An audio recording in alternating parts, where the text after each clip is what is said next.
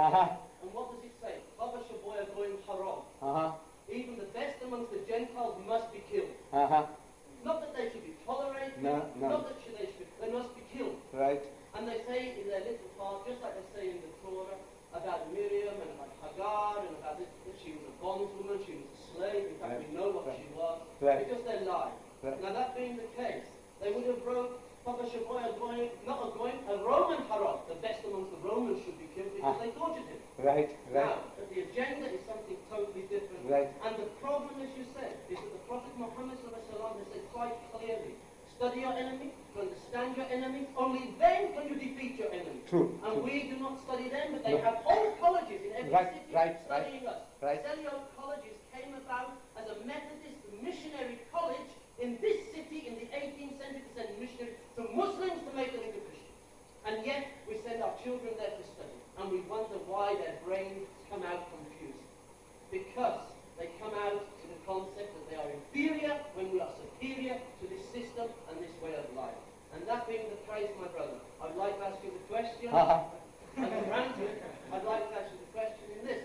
Why is it we are not studying them, and why are they so busy studying us? We do not study their Torah, and especially the Jews do not follow the Torah anymore. These Jews that we call the European Jews, when they are not Jews, they're not even from Bani Israel, they're not Semitic, they're from the tribe of Khazars. In fact, they study the Talmud, which is the rabbi's interpretation, which is a complete evil. We do not even know the Torah, the Talmud, the Kabbalah, or even the Anjil, but they know our book. And they spend millions of dollars every year attacking us, but we do not know them. And until we understand them, we cannot defeat them, because they will know more about us than we know about them.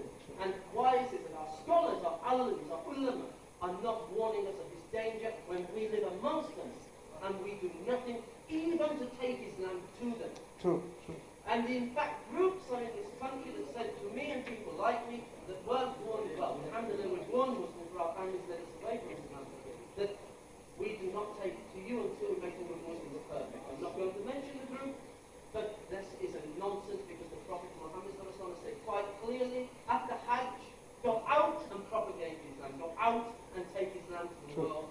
And yet today, in this country, the Asian community are opposed to this, almost totally, except for small groups.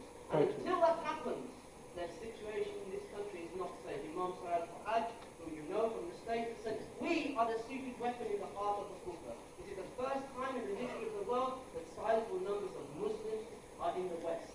So much so that they have this week actually made a problem for Lord Justice Scott on the Arms to Iraq conference, or judgment against this British government who supplies Saddam Hussein with guns, because his daughter and his son both became Muslims, and they said the judge might now be biased. Why are we not warning our own people against the evil that is within our own communities? But we are a minority here. Inshallah, we will be the majority, but we can only be the majority when we make their children Muslims. Inshallah. No, it's all left to us, my brothers. Don't wait on the sheikhs and the imams. Don't wait on the alims, because they are the children of their training. You see, the Americans have a saying, garbage in, garbage out. Whatever jo kuch bhusa bhara gaya hai, wo bhusa niklega. Whatever sawdust goes in, the same sawdust comes out. So it's the training. They are trained to mind their own business. They are trained to say, lakum deenukum waliya deen. They are trained to say, you go your way, I go my way. They are trained that way. You see, whereas Allah says, come man, call them, talk to them. وَجَاهِدُوا فِي اللَّهِ حَقَّ جِهَادِهِ. Go and do jihad as we ought to do jihad. هُوَ اسْتَبَاكُمْ. He has chosen you for this. هُوَ سَمَّاكُمْ مُسْلِمِينَ. He has named you Muslims. مِنْ قَبْلُ وَفِي هَذَا. Before and now, you are called Muslims. لِيَكُونَ الرَّسُولُ شَهِيدًا عَلَيْكُمْ. And He has made the Rasul a witness over you. وَتَكُونُوا. And the whole lot of you, no exception. وَتَكُونُوا. And the whole lot of you, شُهَدَاءَ عَلَى النَّاسِ, a witness to mankind. I'm asking, are we a witness to mankind? Are we? You're not. No, because the alim is not drawing your attention to it. The alim, he should tell you. From the mimbar, you go and do dawah. That lady working for you. go and tell her about Islam. That guy who's doing the gardening for you, or you working for him, go and tell him and invite him home and talk to him. The alim, because he's not talking from the mimbar, you are not doing it. Fellow like me, say, well, that's my business, that's my job. I'm a paid servant of the IPCI in Durban. So I'm talking all this because I'm paid.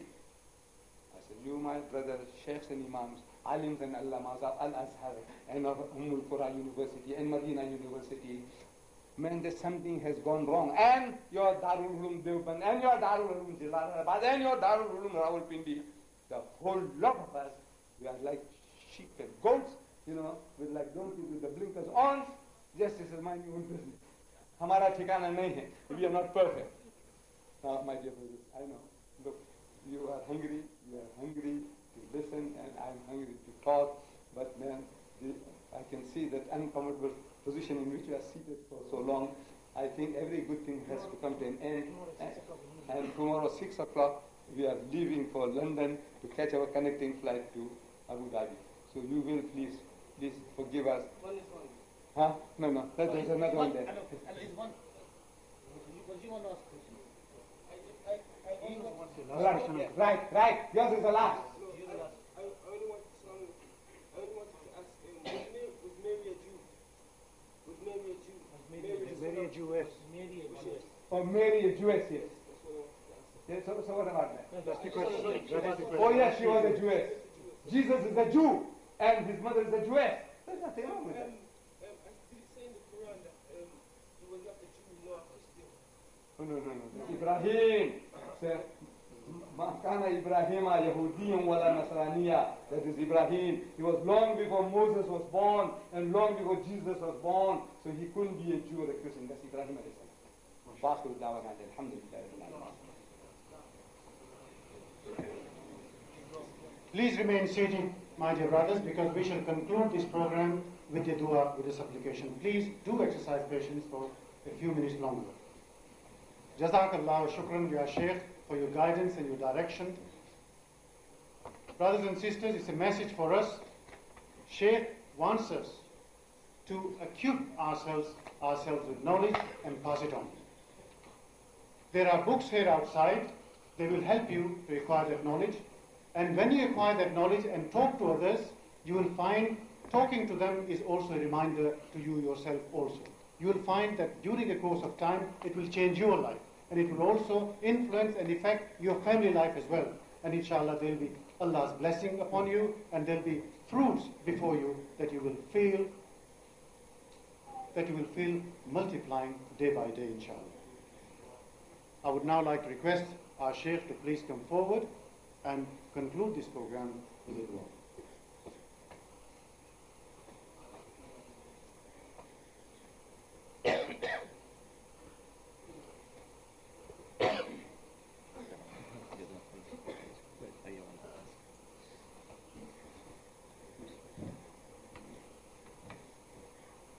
Assalamu alaikum wa rahmatullah.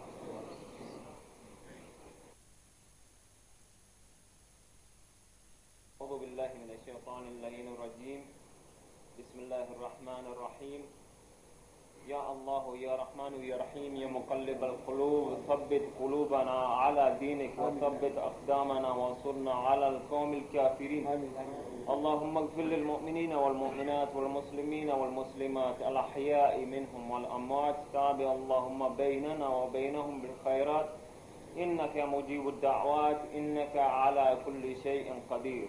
اللهم صل على محمد وآل محمد وعجل فرجهم واحشرنا معهم. أعوذ بالله من الشيطان اللعين الرجيم. بسم الله الرحمن الرحيم. إذا جاء نصر الله والفتح ورأيت الناس يدخلون في دين الله أفواجا فسبح بحمد ربك واستغفر إنه كان توابا. صدق الله العلي العظيم. السلام عليكم ورحمة الله وبركاته.